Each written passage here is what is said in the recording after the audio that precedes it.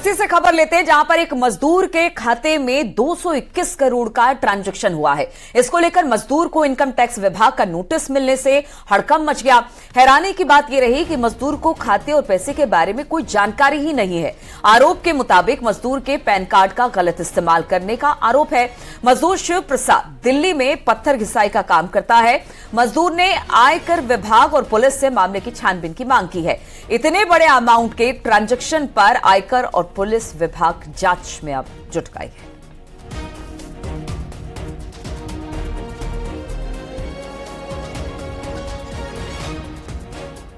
Sir, मेरे खाते में कोई पैसे नहीं है। मेरे पास जो दो अकाउंट है जो मैं चेक किया उसमें कोई पैसे नहीं है सर। कैसे आया, मेरा पैन कार्ड खो गया था तो हमारे पास रजिस्ट्री आया, फिर हमने इसको खोजबान कर रहे हैं। रजिस्ट्री आया तो उसमें क्या पता चला आपको? सर, हमें उतना पढ़ा लिखा नहीं थे तो किसी से फिर दिखाए तो बोले कि ये ऐसे ऐसे काम करो इसका।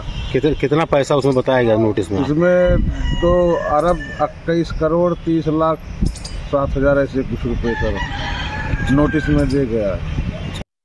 ये तथ्य आप लोगों के माध्यम से संज्ञान में आया है और इसमें चूँकि व्यक्ति लालगंज थाना क्षेत्र का बताया जा रहा है, इसमें लालगंज थानाध्यक्ष को निर्देशित किया गया है कि इसमें बैंक से जाकर के संपूर्ण स्थिति के बारे में जानकारी करें और जो भी तथ्य प्रकाश में आता है उसके बारे में उच्च अधिकारियों को भी अवगत।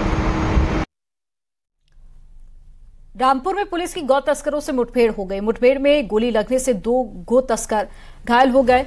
घायल गौ तस्करों को जिला अस्पताल में भर्ती कराया गया। मौके से तमंचे, पशु काटने के उपकरण और एक गोवंश बरामद किया गया है। थाना केमरी क्षेत्र का मामला है जहां पर मुठभेड़ हुई थी।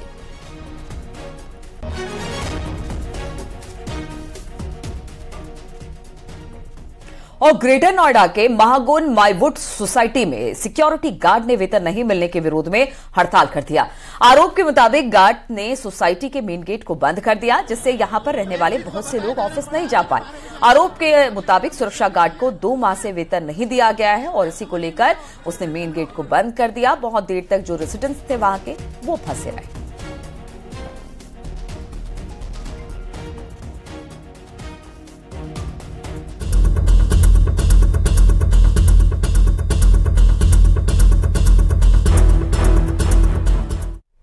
मेरठ में साबुन बनाने वाली फैक्ट्री में धमाका हुआ। इस धमाके में 4 लोगों की मौत हो गई है, जबकि 10 लोग घायल हुए हैं। पुलिस ने 8 मजदूरों को मलबे से रेस्क्यू कर बाहर निकाला और अस्पताल में भर्ती कराया। थाना लोहिया नगर क्षेत्र का मामला है। हादसे पर सीएम योगी आदित्यनाथ ने दुख जताया। राहत बचाव के काम में तेजी लाने के निर्देश भी दिए गए। अब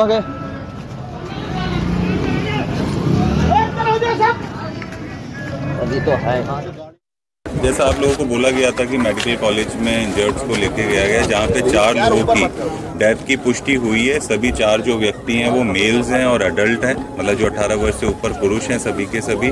और उनकी शिनाख्त के लिए अभी कोई मेडिकल कॉलेज में नहीं है, जिससे प्रथम दृष्टया यही प्रतीत होता है कि जो लेबर यहाँ पे वर्क कर रही थी वही लोग हैं। हम उनके नाम और डिटेल्स पता करवा रहे हैं। जैसे भी हमें पूरे अपडेट मिलेंगे हम आप लोगों से शेयर।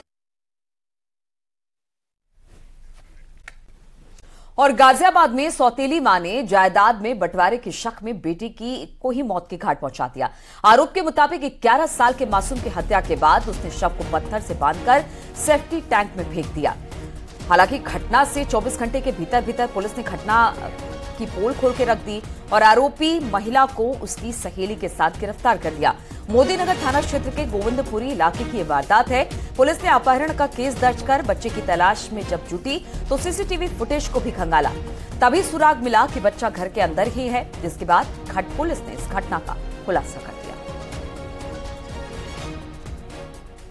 वादी की सूचना पर थाना मोदीनगर पर तत्काल अभियोग पंजीकृत किया गया तथा अभियोग की विवेचक द्वारा 11 वर्षीय बालक की तलाश की जाने लगी, जिसके क्रम में जब इनके घर के आसपास सीसीटीवी कैमरों की फुटेज देखी गई तो यह पाया गया कि कल इनका 11 वर्षीय पुत्र जो है वो घर से बाहर नहीं निकला था। संदेह होने पर घर के अंदर ही जब तलाश की गई तो 11 वर्षीय बालक का शव सीवर टैंक में मृत अवस्था में पाया गया। ग्रेटर नोएडा के जेवर में प्राइवेट स्कूल के 2 टीचर्स पर एफआईआर दर्ज की गई है। 2 छात्रों को पीटने के आरोप में एफआईआर दर्ज की गई है। पिटाई से छात्रों के पैर और कान में चोटें आई हैं और आरोप के मुताबिक रैली के आयोजन के दौरान में छात्रों को पीटा गया।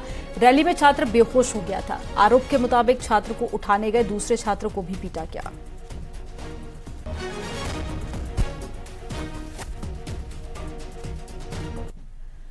सिक्किम में शहीद सैनिक का पार्थिव शरीर कासगंज पहुंचा। कासगंज पहुंचने के बाद पार्थिव शरीर पैतृक गांव के लिए रवाना कर दिया गया। इस दौरान गाड़ी के साथ सैकड़ों लोग मौजूद रहे। लोगों ने तिरंगा यात्रा निकालकर उनकी शहादत को सलाम किया।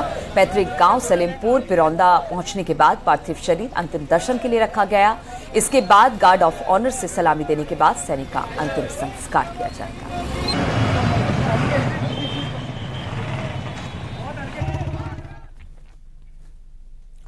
प्रयागराज से माफिया अतीक अहमद से जुड़ी बड़ी खबर आपको बताते हैं। अतीक अहमद के चकिया स्थित दफ्तर में देसी बम छुपाने गए बाप बेटे को पुलिस ने गिरफ्तार कर लिया। पुलिस ने दोनों को कब्जे में लेकर दोनों से बम बरामद किए हैं और आरोपी अनीस अख्तर और उसका बेटा मोहम्मद रहमान गिरफ्तार किया गया है। अतीक के बेटे को बाल संप्रेक्षण गृह से रिहा होने के बाद में मोहम्मद रहमान जश्न मनाता हुआ नजर आया था और प्रयागराज की खुलदाबाद थाना पुलिस ने छापेमारी कर दोनों को गिरफ्तार किया। दोनों कसारी मसारी के रहने वाले हैं और पूछताछ में बताया गया कि उमेश पाल की हत्या के बाद में अपनी सुरक्षा के लिए इन्होंने बम अपने पास रखे थे। प्रयागराज पुलिस ने अतीक अहमद के चकिया स्थित इस कार्यालय से बाप और बेटे को गिरफ्तार किया है, जो कि कसारी मसारी इलाके के रहने वाले हैं। अनीस अख्तर उर्फ अनीस कबाड़ी नाम है और उसके बेटे का नाम मोहम्मद रहमान नाम है। दोनों को पुलिस ने गिरफ्तार किया है। मुखबिर की सूचना पर इसी चकिया स्थित कार्यालय से गिरफ्तार किया गया है और उनके कब्जे से 7 देसी बम भी बरामद किए गए हैं। पूछताछ में उन्होंने ये बताया है कि ये बम उन्होंने उमेश पाल की हत्या के बाद अपनी सुरक्षा के लिए रखे थे और वो यहाँ पर छिपाने आ रहे थे और वो जश्न में भी शामिल थे। और खबर हरदोई से लेते हैं, जहां पर एक कार की एक गाड़ी से टक्कर हो गई। हादसे में 2 की मौत हो गई, 6 लोग इसमें घायल हैं। घायलों को अस्पताल में भर्ती करा दिया गया है। पुलिस ने मृतकों के शव को कब्जे में लेकर पोस्टमार्टम के लिए भेज दिया है। हरदोई में बिलग्राम थाना क्षेत्र का यह मामला है। बताया गया कि सभी लोग मुंडन संस्कार में शामिल होकर वापस आ रहे थे, तभी रास्ते में यह हादसा हो गया।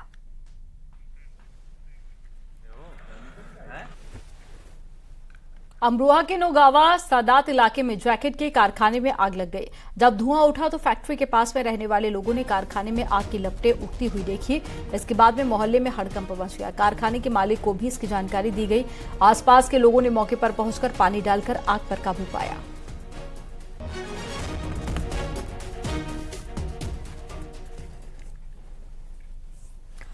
और बागपत के डीएम ने आज बड़ौद सिंचाई कार्यालय का औचक निरीक्षण किया और इस दौरान डीएम को एसडीओ, जेई, एग्जीक्यूटिव इंजीनियर गैर हाजिर दिखाई दिए, जिस पर डीएम ने कड़ी फटकार लगाई और कार्रवाई करते हुए तीनों अधिकारियों का 1 महीने का वेतन रोकने के निर्देश जारी कर दिए। डीएम के निरीक्षण से सिंचाई विभाग में हड़कंप मच गया है। पूरे कार्यालय में एक भी अधिकारी स्तर का कोई व्यक्ति नहीं मिला, जबकि ये बड़ा कार्यालय है और पूर्व में सिंचाई को लेकर समस्याएं रही हैं।